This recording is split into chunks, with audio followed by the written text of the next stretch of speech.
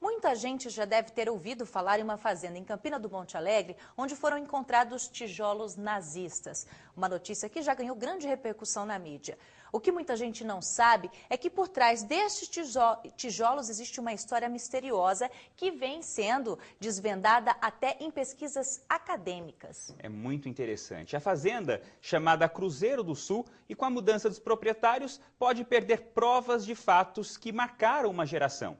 Algumas construções estão ameaçadas e os moradores pedem a preservação. Toda essa história você confere agora.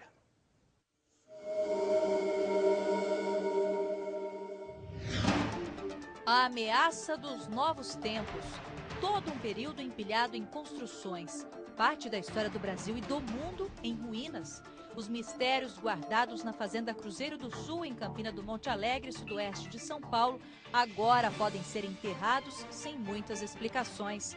A propriedade foi vendida e a herança de uma época corre o risco de ser devastada pela modernidade agrícola. A gente via essas fazendas assim, e admirava a grandeza dela, a produção, o movimento que tinha, onde você via boiada passando, tocando o berrante. Eu acho assim que seria assim com a ajuda até de outros, que fosse então, além de preservar, com melhoramento mesmo, e para ir atraindo o povo, né, para mostrar para o povo que riqueza que nós temos aqui está aí, talvez até num abandono, né? Bom dia ou boa tarde, Anaí Hitler. Hitler. Nos pés que agora vão a passos lentos os sinais do tempo. No olhar aparentemente sereno, o esconderijo para tristes lembranças. Aloísio Silva, 89 anos. Um homem que agora tem nome, endereço, documento, mas que por muito tempo foi apenas o número 23. Agricultor, mora com a família em Campina do Monte Alegre, a mesma cidade onde tijolos com a suástica nazista foram encontrados nas ruínas de uma fazenda. Mas qual é a relação deste simples trabalhador do campo com um símbolo que deixou marcas sangrentas na história mundial?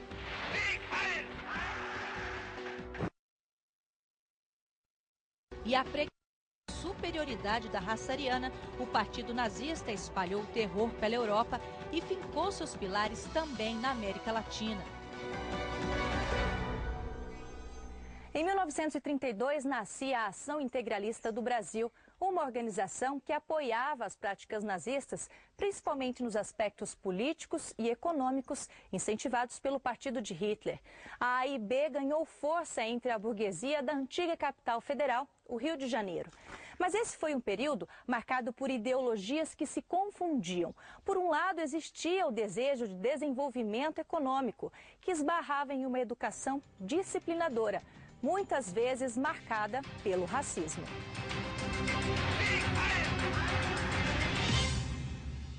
Nos principais documentos da AIB, aparecem fortes referências a uma educação que se propusesse extremamente nacionalista, patriótica, disciplinadora e também eugenista.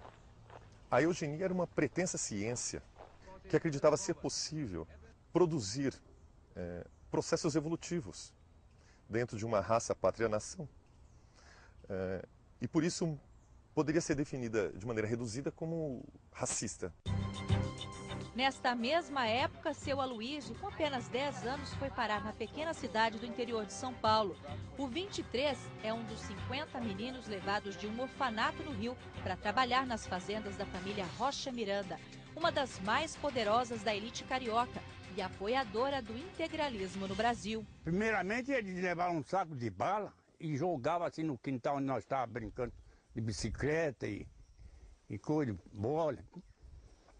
Aí o tutor nosso encostou nós num canto lá e eles ficaram num passador em cima lá.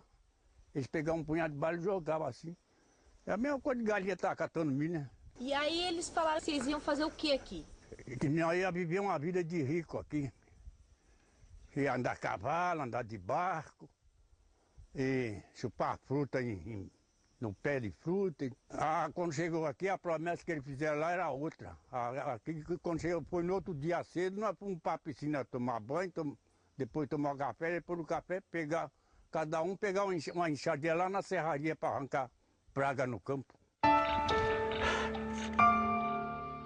Esta história veio à tona em um dia comum, quando este tropeiro, José Ricardo Maciel, conhecido como Tatão, trabalhava nos reparos da parede de um celeiro destruído pelos porcos.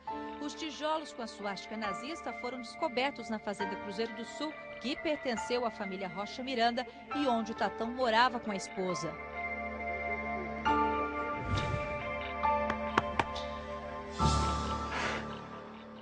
Muito espanto, muito espanto mesmo. Fiquei barbarizado, porque aqui seria o símbolo de um anticristo.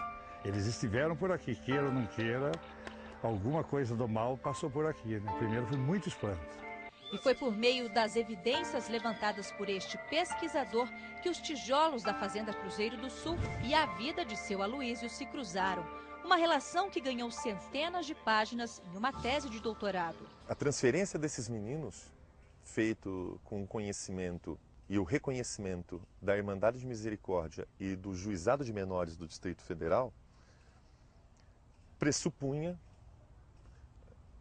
a transferência como a melhor saída educativa para estes jovens. O que há de se indagar é se somente os interesses das crianças e desses adolescentes foram levados em conta, ou se nessa decisão também foram levados em conta outros interesses para além das crianças. Seu Aloísio não esconde a indignação dos dias de repressão que viveu com os outros meninos na fazenda. Vocês só trabalhavam?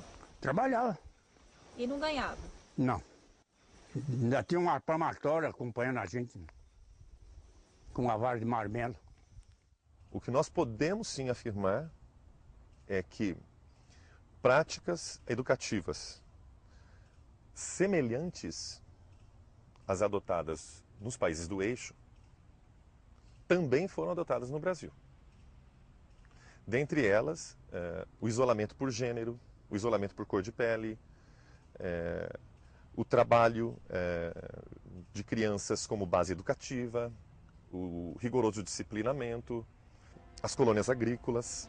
E a ligação dos Rocha Miranda com o Partido Alemão se tornou mais evidente através de documentos e fotos da família, onde o símbolo nazista está presente. Na marcação do gado, na documentação da produção, na bandeira hasteada sobre a sede e principalmente pelo desenvolvimento muito à frente das outras propriedades rurais da região na época. Eles tinham tecnologia de primeiro mundo, eles produziam. O melhor gado Nelor estava na fazenda Cruzeiro do Sul, Santa Bertina. As melhores índices de produtividade, tanto de soja, trigo, arroz, feijão, milho e etc., eles tinham totalmente tecnologia importada. Tudo de primeiro mundo já estava aqui. Os caipiras andavam de roda de ferro, eles já desciam de avião. Tudo isso agora pode dar lugar a roças de cana-de-açúcar, o que preocupa quem deseja a preservação. O povo que não tem história não tem cultura. E se não preservar essa história, eles podem esquecer que isso aconteceu. Isso deve ser lembrado para o resto da vida que isso aconteceu. Isso também poderá, eu acho, que poderá servir para exemplo do mundo, para nós aprender tanta coisa, aprender a viver, conhecer, às vezes, se aproximar de pessoas que entendem, né? Então eu vejo assim. Por ironia dos fatos, o mesmo tempo que consegue apagar a história, curou em seu Aloísio parte das feridas de uma vida roubada pelo desejo de poder dos protagonistas de uma era. Revoltado até hoje sou, mas não que nem era de primeiro.